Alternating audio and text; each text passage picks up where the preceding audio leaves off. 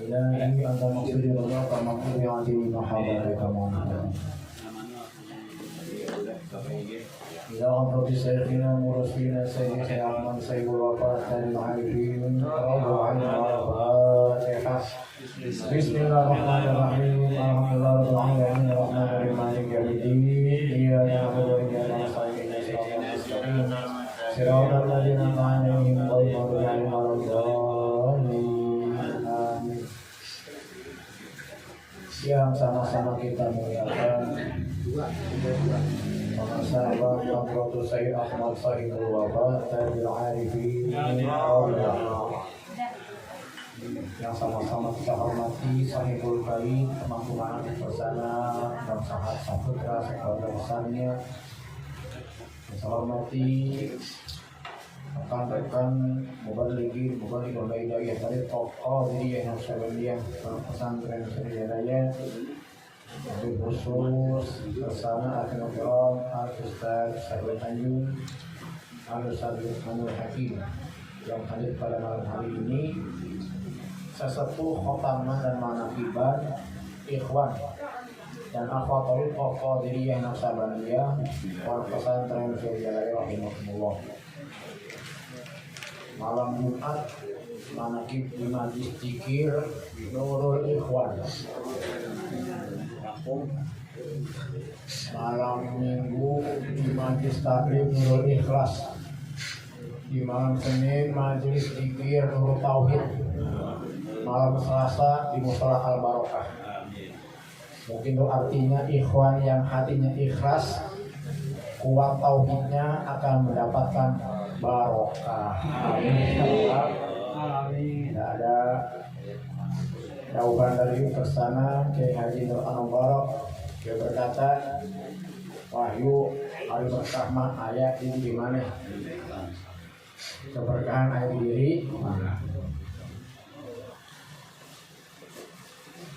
Terkadang kita selaku ikhwan berpikir berbaik sangka kepada guru, kenapa di Bogor ini tidak ada wakil talqin. Tapi penguasa Allah memberikan dua masjid, yaitu Masjid Baitul Ikhlas dan Masjid Baitul Akhfa. Bait itu artinya rumah, ikhlas ya ikhlas. Baitul Akhfa, bait umat, akhfa itu artinya kehampaan, hampa. Yang satu ikhlas, yang satu hamba. Ketika Allah Subhanahu wa Ta'ala menciptakan pertama kali nurnya Muhammad sallallahu alaihi wasallam, setelah itu Allah menciptakan qalam. Apa itu qalam? Pulpen, pena. Dengan pena itu Allah berfirman. Kemudian Allah ciptakan dari kalam itu huruf itu terhimpun dalam Al-Quranul Karim fi lauhil mahfuz. Al-Quran yang terdiri dari 30 juz, 114 surat, 6.666 ayat terhimpun dalam inti suratul Fatihah. Suratul Fatihah. Suratul Fatihah itu diintisarikan lagi dalam kalimat Bismillahirrahmanirrahim. Kalimat Bismillah itu diintisarikan lagi ke dalam huruf yang mana huruf ini adalah huruf yang pertama kali kita ucapkan di hadapan Allah Subhanahu wa Ta'ala ketika Allah bertanya arastu birabbikum qalu bukan na'am ba. Dan dari huruf ba ini diintisarikan lagi ke dalam satu titik di bawahnya. Itulah hakikat kalimatu la ilaha illallah. Baik. Yang satu ikhlas huruf alif depannya, yang satu akhfa pun alif di depan. Artinya pemirsa Abah mengingatkan kita Ikhwan Bogor, meskipun kita tidak ada wakil talqin di Bogor, tapi Abah memberikan 2 monumen yang mengingatkan kita sebagai ikhwan agar lisan kita, hati kita tidak lepas daripada kalimat la ilaha illallah, untuk sampai kepada keikhlasan, kehampaan, tiada Tuhan selain Allah. Itulah makna dibalik kata. Dan itu pula yang disampaikan oleh Imam Asy'arani dalam kitab Al-Hawi fil Fatawa. Beliau mengatakan, kenapa Rasulullah sallallahu alaihi wasallam dilahirkan pada hari Senin tanggal 12 Rabiul Awal.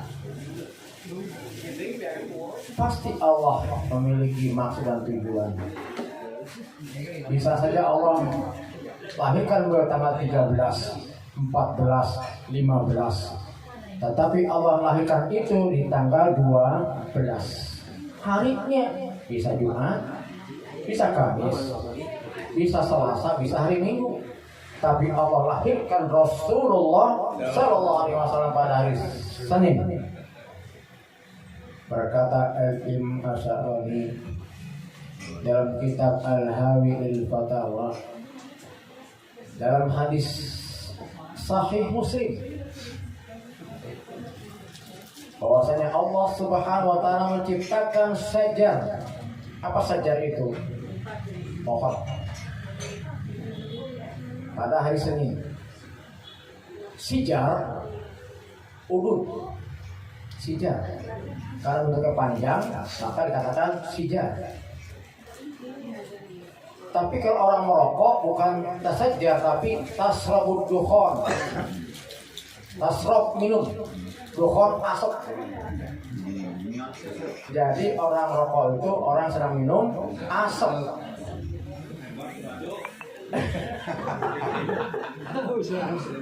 Atau tadakhan. Tadakhan itu orang sedang memainkan asap. Dihisap, dibuang lagi.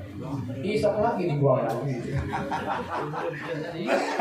Itu tadakhan, memainkan asap. Itu sajar. Allah ciptakan sajar atau pohon itu di hari Senin. Coba lihat pohon itu. Dari udara yang awalnya kotor, karbon dioksida masuk ke pohon, keluar menjadi oksigen. CO2 menjadi O2. Pohon itu tumbuh, dia berbuah, buahnya kita makan. Ibu, bapak makan tempe. Dari mana tempe itu? Kedelai. Dari pohon kedelai. Ibu makan tahu dari mana? Dari kedelai juga. Ibu makan nasi dari mana? Tuh pohon padi, batang padi. Jadi pohon itu Allah ciptakan pada hari Senin. Karena dengan pohon kita banyak makan dari situ. Kita hidup dari pohon. Napasnya pun kita dari pohon, dari oksigen bersih.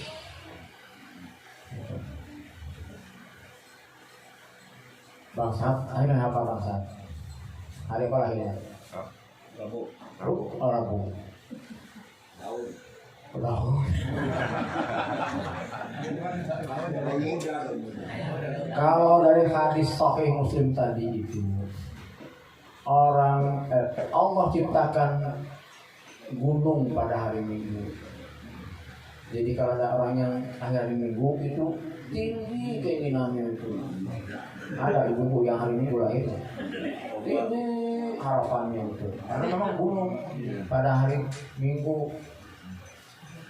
Hari Selasa itu isi bumi, diam-diam menghanyutkan. Kata siapa? Tuh Allah tuh, Selasa lahirnya itu. Diam-diam menghanyutkan. Rabu itu Allah ciptakan cahaya. Aku semoga yang hari Rabu itu bisa memberikan penerangan kepada orang. Alhamdulillah ya. Ini hari Sahih Pak. Hari Kamis itu Allah ciptakan binatang melata. Maka orang yang hari Kamis itu biasanya leukeun, teliti, rajin. Coba lihat itu, ular tidak punya kaki, tidak punya tangan, tapi jalannya cepat. Apa dimakan itu? Nah, kalau hari Jumat itu lahirnya Nabiullah Adam alaihissalam. Allah ciptakan Nabiullah Adam alaihissalam. Maka para sahabat itu lahir hari Jumat 1 Januari 1515. Mengingatkan kita sebagai ikhwan, kita itu dari tanah akan kembali ke tanah. Inna lillahi wa inna ilaihi raji'un. Dawamkan kalimat la ilaha illallah. Kalau Sabtu itu tanah, ada yang lahir Sabtu di sini. Tanah itu semakin diinjak semakin kuat, semakin dilempar sampah semakin subur. Itu tanah. Bangkaknya yang lahir Sabtu sabar. Sabar, pasti diinjak-injak orang.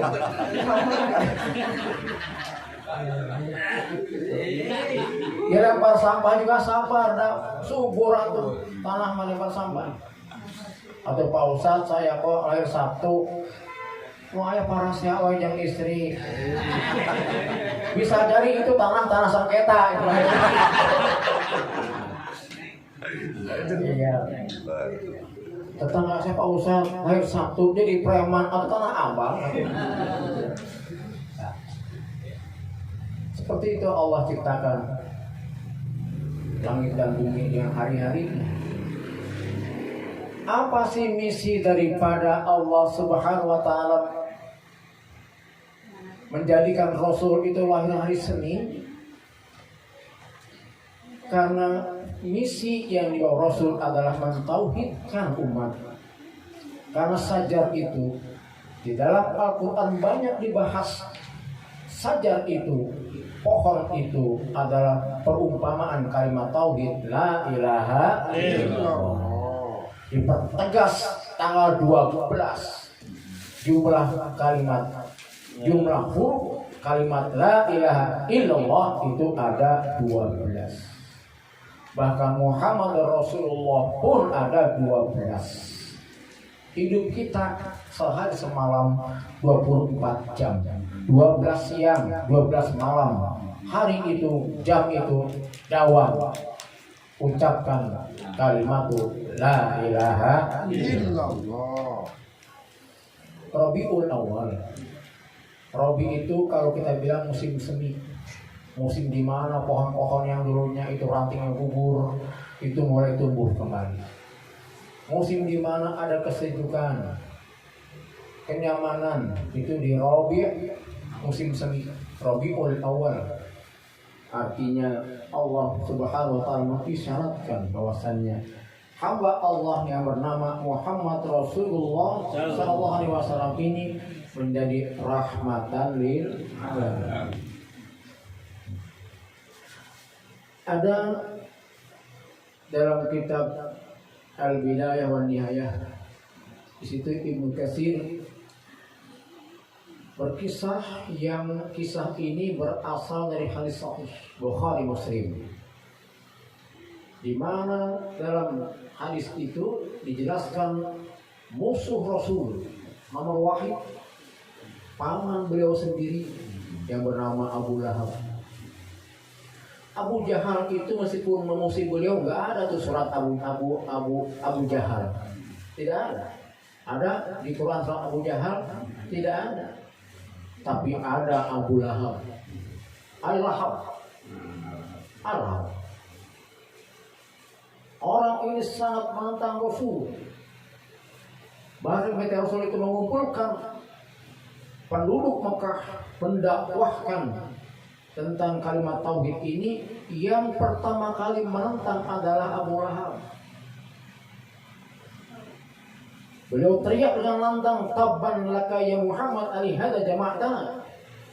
celaka engkau Muhammad. Karena ini kau umumkan kami. Maka Allah balas dengan kalimat taubat yada Abi Lahab, yang celaka bukan Muhammad, engkau yang celaka wahai Abu Lahab. Saking itu memusuhi Rasul, Allah abadikan dengan surat An-Nahl. Tetapi ada Ahlul Bait, Sa'ad bin Abdul Muttalib radhiyallahu anhu bermimpi. Satu malam mimpi itu bertemu dengan Abu Lahab yang sedang olahraga di neraka, disiksa. Dalam mimpi itu ditanya oleh Sa'ad bin Abdul Muttalib, wahai Abu Lahab, apa yang kau temui? Kata Abu Lahab, aku tidak menemukan apa-apa. Tetapi aku merasakan azabku diringankan itu setiap hari ini, hari Senin. Bi'atakati Su'aibah, karena aku ketika mendengar kelahiran ponakanku Muhammad sallallahu alaihi wasallam, saking gembiranya aku dan lahirnya ponakanku itu, aku membebaskan budakku yang bernama Su'aibah. Itu kalau dulu Pak, budak itu hamba sahaya, itu harganya mahal, seharga unta merah. Kalau kita rupiahkan sekarang itu mungkin seharga mobil Expander mungkin. Jadi kalau orang itu membebaskan budak itu suatu kerugian material luar biasa. Mikir 10 kali orang ingin membebaskan budak, karena beli lagi dia akan mahal. Nah ini kalau saking gembiranya Abu Lahab dibebaskan itu budak yang bernama Su'aibah. Padahal orang ini anti Islam, benci kepada Rasulullah SAW, karena gembiranya saja dengan lahirnya beliau, Allah ringankan siksanya di setiap hari Senin. Dan pada hari itu wasaqah itu aku diberikan air setetes pun di neraka itu luar biasa Pak. Di sana itu ada penghuni neraka yang memintakan minum, Allah kasih nanah yang berdiri. Ketika diminumkan itu nanah yang berdiri itu pecah perutnya. Naudzubillah subhanallah. Dan ada makanan zakum di sana. Ada makanan orang neraka. Namanya zakum. Zakum itu makanan yang berduri, panas. Setiap dimakan meledak perutnya. Naudzubillah. Diberikan air setetes saja itu luar biasa berharga. Setiap hari Senin Abu Lahab diberikan air setetes oleh Allah Subhanahu wa ta'ala karena gembiranya. Maka ada hadis yang masyhur di situ. Dan ini didukung oleh Khulafaur Rasyidin hadis ini, karena hadis ini banyak yang tidak mengakui keabsahannya. Ada 4 Khulafaur Rasyidin, 2 orang kaya, 2 orang biasa. Yang orang kaya itu Abu Bakar As-Siddiq radhiyallahu anhu dan Utsman bin Affan. Ini konglomerat yang jadi khalifah. Yang 2-nya orang biasa, Umar bin Khattab dan Ali bin Abi Thalib. Maka antara 4 orang ini ada 2 perbedaan. Yang ini 2 ini memang orang yang berharta seperti penunggu manakib.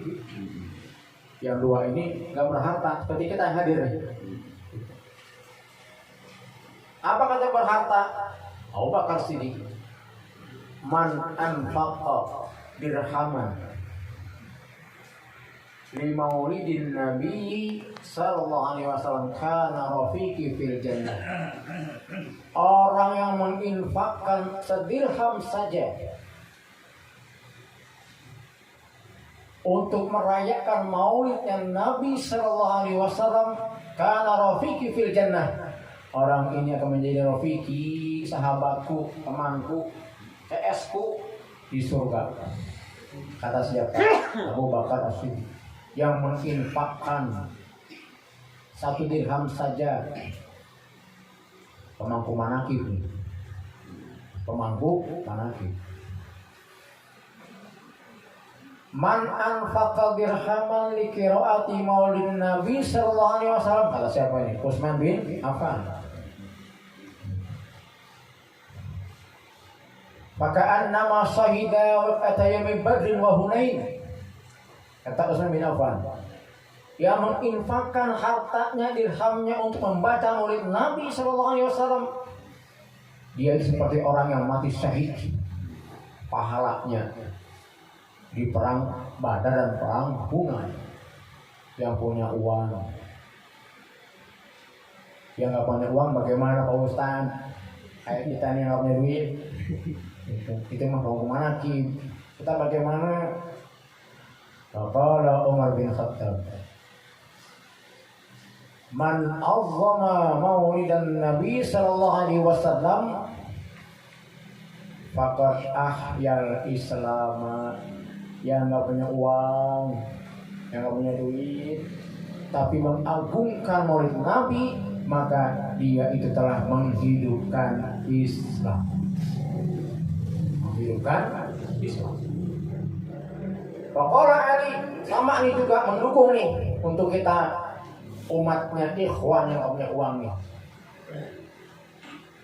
Kata Ali bin Abi Thalib, karamallahu wajhah, man azzama maulid Nabi sallallahu alaihi wasallam la yakhruju minad dunya illa bil iman.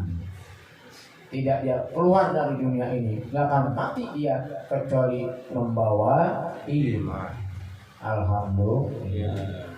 Ini 4 tahun ini yang mendukung sabda Rasul sallallahu alaihi wasallam, man azzama maulidi kuntu lau syafi'an yaumal qiyamah.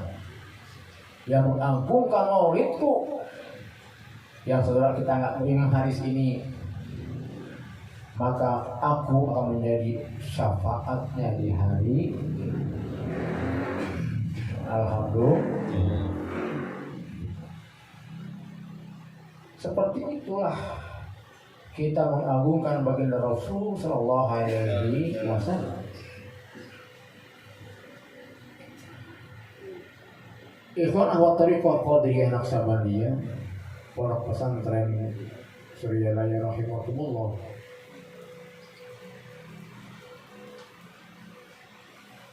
Rasulullah sallallahu alaihi wasallam itu diagungkan, memang beliau itu pantas untuk diagungkan.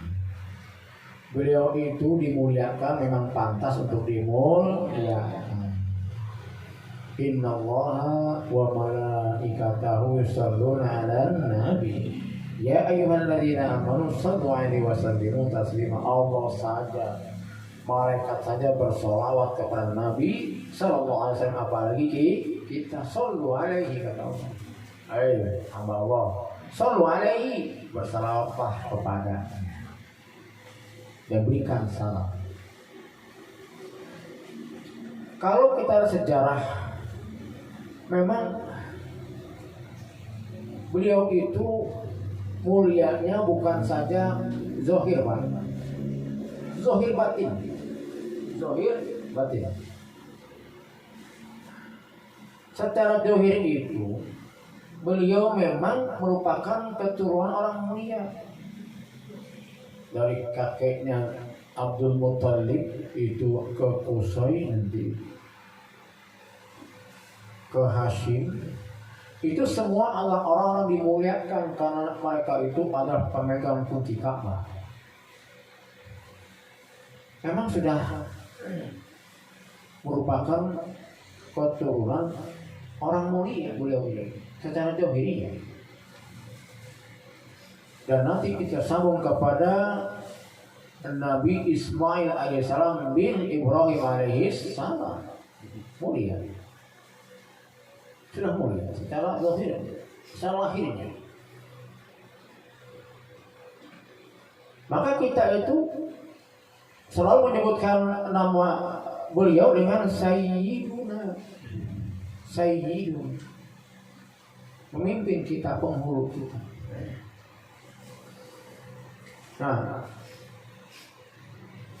itu merupakan perintah Allah Subhanahu wa taala bagi orang yang tidak mengakui Sayyiduna, gitu ya.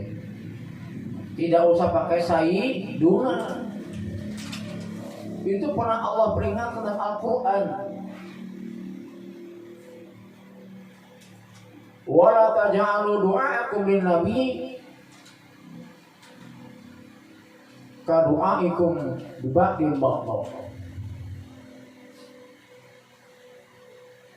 Jangan engkau itu memanggil nama Rasul, nama Nabi seperti engkau memanggil nama yang lain. Arti jangan disamakan.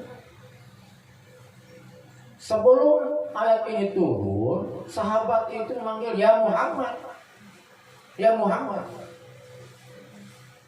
Tapi ketika Allah mengatakan la taj'alu du'aakum, jangan kau jadikan panggilan di Rasul kepada Rasul itu seperti panggilan yang lain, maka mereka manggil ya Habiballah, ya Nabi Allah, ya Rasulullah, ya Sayyidana Muhammad Rasulullah. Jadi kira-kira kalau seandainya ada orang memanggil dengan Allahumma sholli ala Muhammad dengan Allahumma sholli ala Sayyidina Muhammad, mana yang lebih baik? Sayyidina Muhammad. Dengan Sayyidina.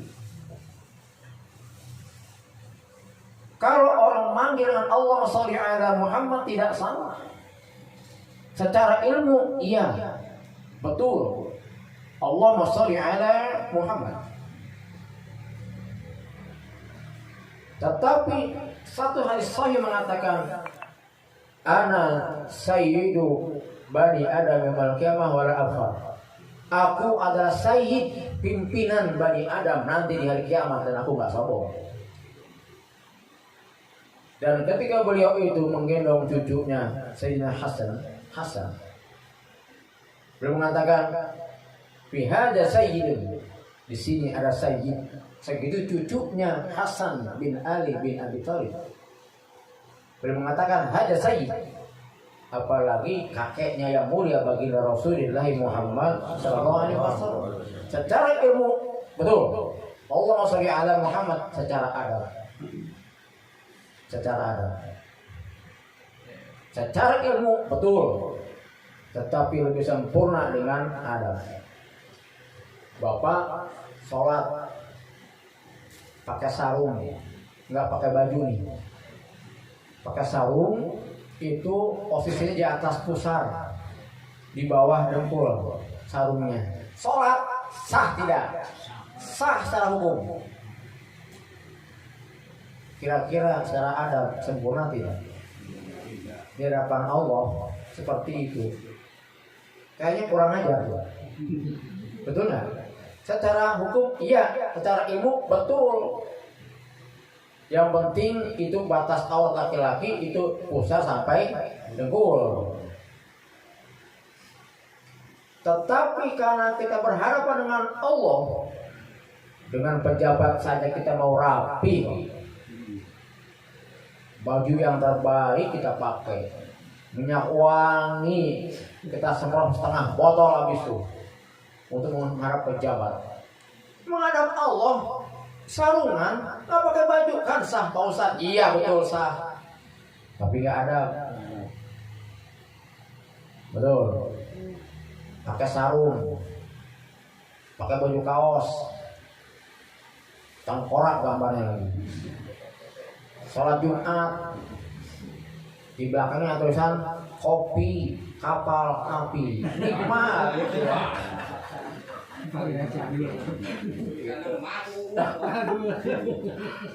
Yang belakang baca Allahu Akbar, kopi kapal api nikmat. Coba.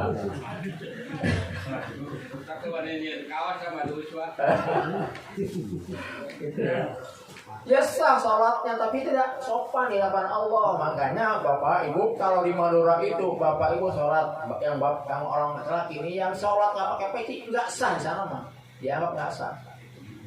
Pakai peci itu wajib hukumnya. Dan kita sebagian kan juga masih kuat kalau sholat pakai celana panjang gitu bojang ya, asal kurang seret kayak gitu. Sholat pakai baju pendek, gitu tuh ada yang begitu. Jadi saya ingat tuh jangan jejen itu sampai bikin baju pramuka juga panjang tangannya. Jadi termasuk ada kata jangan jejen pakai baju panjang tuh, pakai peci gitu ya, pakai sarung gitu. Saking gitu mungkin ya. Maka di sana di Madura itu kalau ada orang sholat nggak pakai peci, wah udah dikeluarin tuh nggak sah sholatnya. Gitu.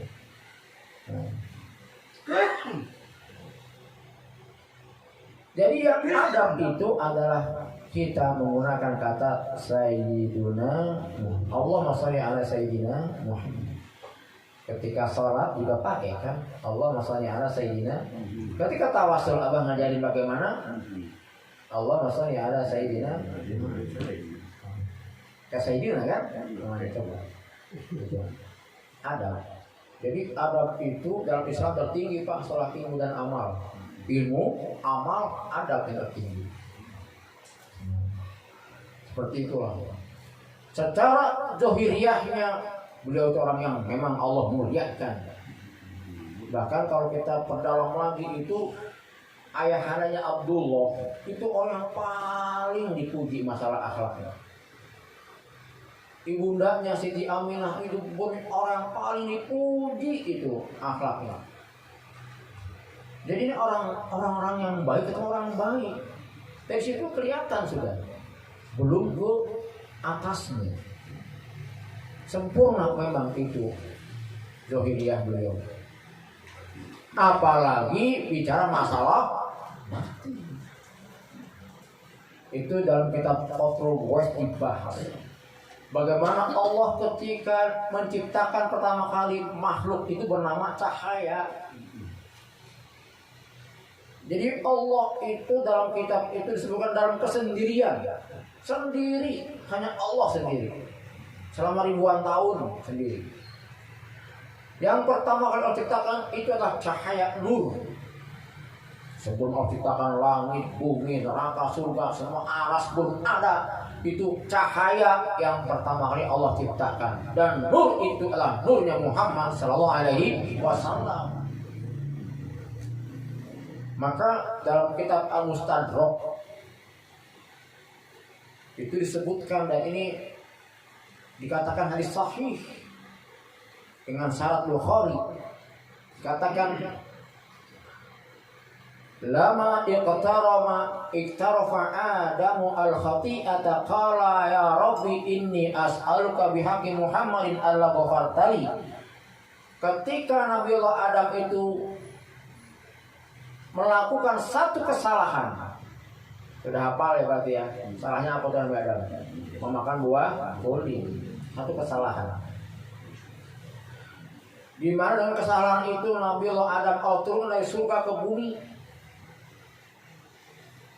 Nabi Adam itu 60 tahun tinggal di surga. Hanya nggak diperjelas 60 tahunnya itu hitungan akhirat atau dunia. 60 tahun tinggal di sana. Dan terpisah dari istrinya Ibunda Hawa selama 40 tahun. Dan ketika Nabi Adam turun dari langit itu ke bumi, dari surga ke bumi itu badannya hitam sekali. Karena gesekan atmosfer mungkin bahasa kitanya sampai ke hitam. Maka beliau itu ada puasa Yaumul Bid 13, 14, 15 itu puasa Nabi Adam memutihkan dari hitam tadi itu. Itu Ayamul Bid. Itu putih. Jadi yang merasa hitam pengen putih, itu puasa tuh. Aduh ya. Gitu. 13, 14, 15 tuh ya. Insyaallah putih. Terus puasa aja terus bu, terus puasa nih gua putih, minimal putih kalau bu. Dan beliau itu selalu memintakan ampun pada Allah. Rabbana zalamna anfusana wa illam taghfir lana wa tarhamna lanakunanna minal khasirin. 40 tahun dicuekin Allah. Kalau kita dicuekin istri Pak, 3 hari susah tidur. 3 hari itu gelar tikar di luar. Bukan saya bapak itu mas, saya nggak pernah beli kalau soleh sih saya mas soleh. Ini 40 tahun mau dicuekin Allah, nggak dijawab, dijamin aja 40 tahun. Lama-lama berpikir Nabi Adam alaihissalam, lalu menghadap pada Allah. Rabbi ini as'alka bihaqi Muhammadin Allah ghafartali ya Allah. Aku minta haknya Muhammad agar engkau mengampuni aku. Kata Allah, ya Adam kaifa arafta Muhammadan wa lam akhluqhu. Hai Adam, kau tahu Muhammad karena aku belum menciptakannya. Secara jasa dia belum. Kan boleh mau pertama secara jasa dia. Ya Rabbi lama khalaqtani, ya Allah ketika mau ciptakan aku, farafatu ra'si, aku angkat kepalaku, fara'aitu 'alal qamil arsy maktuban la ilaha illallah Muhammadur Rasulullah. Ketika aku ciptakan aku ya Allah, aku angkat kepala aku lihat di pancang-pancang arasmu tertulis kalimat la ilaha illallah Muhammadur Rasulullah. Fa'alimtu, aku tahu ya Allah, tidak mungkin ada makhluk yang bersanding dengan namamu. Dia adalah yang paling kau cintai. Dan sebahagian orang menafsirkan hadis ini adalah yang termaktub itu cahaya atau nurnya Muhammad sallallahu alaihi wasallam. Apa kata Allah? Ya Adam, hai Adam, karena engkau telah memintakan haknya Muhammad, aku ampuni semua kesalahanmu. Padahal cuma satu salahnya. Nah kalau kita berapa salah kita? Dosa kita berapa? Nggak tahunya kita mabih sholat assalamualaikum namun istighfar. Tawasul dulu ila hadratin nabiyil mustafa, baru astagfirullah ghafurur rahim. Tawasul dulu. Kan itu ditanya oleh orang Ikhwan TKN Suralaya bilang itu. Suralaya ila hadrat istighfar heula atuh. Kita mah tawasul dulu. Nabi Adam aja istighfarnya 40 tahun. Allah cuekin ketika tawasul kepada Rasul, diterima itu istighfarnya. Maka jauh guru musik kita mah itu ilmunya dengan kita. Maka setelah salam langsung ila hadratin nabiyil mustafa, baru astagfirullah ghafurur rahim. Laula Muhammadun ma khalaqtuka, Adam, kalau bukan karena dia Muhammad, engkau itu tidak aku ciptakan. Jangankan engkau ya Adam, ma khalaqtul aflaq, kata Allah, alam semesta, gunung, matahari, bintang, semua nggak akan kuciptakan kalau tidak adanya nur Muhammad sallallahu alaihi wasallam. Maka betapa sempurnanya ruhani ya baginda Rasul sallallahu alaihi wasallam. Kalaupun beliau itu dibersihkan qalbunya oleh malaikat Jibril sebelum Isra Mi'raj, itu simbol Pak buat kita bahwasanya kita itu tidak bisa membersihkan qalbu kita sendiri, harus punya ahli pembersih qalbu. Kan termaktub dalam kitab Fathur Rabbani ketika ada murid Tuan Syekh nanya ke Tuan Syekh, wahai Tuan Syekh, mursyidmu adalah baginda Rasul sallallahu alaihi wasallam. Siapa mursyidnya baginda Rasul? Kan logis pertanyaannya. Kata Tuhan saya, mursyidnya baginda Rasul adalah Malak Jibril alaihis salam. Masuk akal kan ketika beliau itu dibersihkan kalbunya oleh siapa? Malaikat Jibril. Mursyidnya. Ketika beliau menghadap Allah, siapa yang nganterin? Malaikat Jibril. Mursyidnya. Itu simbol buat kita. Kita itu kalau memang ingin tahu ilmu agama, cara ibadah yang benar, butuh guru. Siapa saja gurunya. Yang penting jelas ilmunya, jelas dasarnya, jelas kitabnya, belajar dari siapapun. Tapi kalau bagaimana ibadah kita sampai kepada Allah, nah udah harus mursyid. Maka kalau kita kembali buka itu tafsir Jailani, ada istilah al-istifadah, ada istilah al-irtisal. Istifadah itu adalah kita minta faidah cara kita itu ibadah, sholat bagaimana, wudhu bagaimana, terus begitu. Tapi al-irtisal itu bagaimana wudhu kita, sholat kita, sedekah kita, umroh kita, haji kita sampai kepada Allah Subhanahu wa Ta'ala. Berarti tidak semua ibadah sampai ke Allah. Betul ya?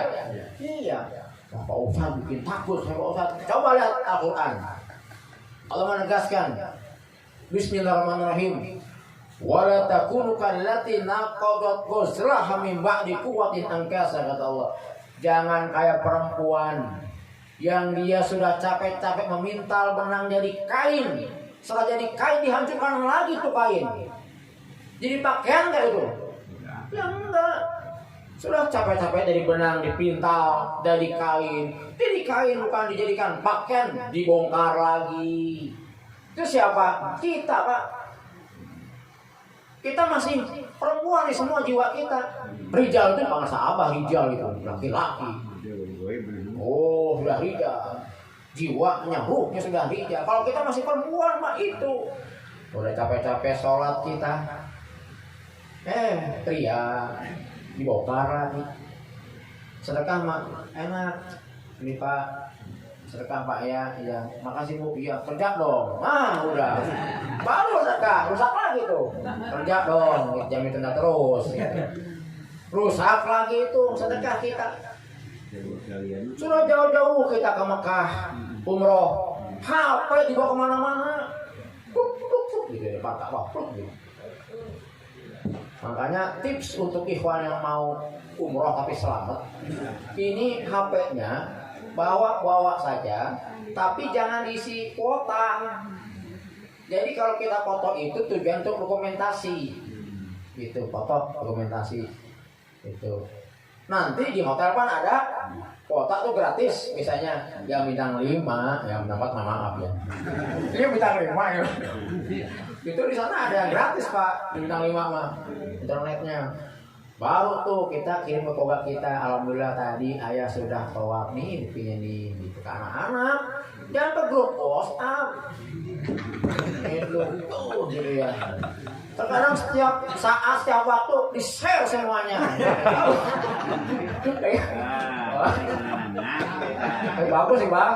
Jadi bisa tahu ada mana di sini di-share ke grup. Gak apa-apa, kan kita bukan yang minta. Apa yang mau tahu kan? Iya, nggak dosa itu, apa pahala kita juga nggak dosa. Gitu ya. Itu caranya. Tapi itu kan kita memang dikatakan Allah begitu Pak dalam Al-Quran. Ngeri kita Pak kalau begitu. Ngeri kita. Capek kita nyari ilmu. Pesantren puluhan tahun kita nyari ilmu. Pas keluar nyari jemaah. Nyari jemaah. Bukan mendakwahkan Islam, mencari jemaah. Bikin arisan misalnya gitu. Menjual agama dengan harga yang sangat sedikit. Rusak lagi itu ilmunya. Udahlah. La ilaha illallah. Maka dijagalah kalbu kita oleh mursyid yang kamil. Jangankan salahnya, benernya saja masih diarahkan oleh guru mursyid, Pak. Itu untungnya kita. Salah diarahkan mah ya biasa. Kita salah diarahkan, alhamdulillah ada yang mengarahkan kita. Ini sudah benar masih diarahkan juga. dipoles terus kita. Zikir kalau berat mah itu berarti belum khusyuk zikirnya. Iya mah ya.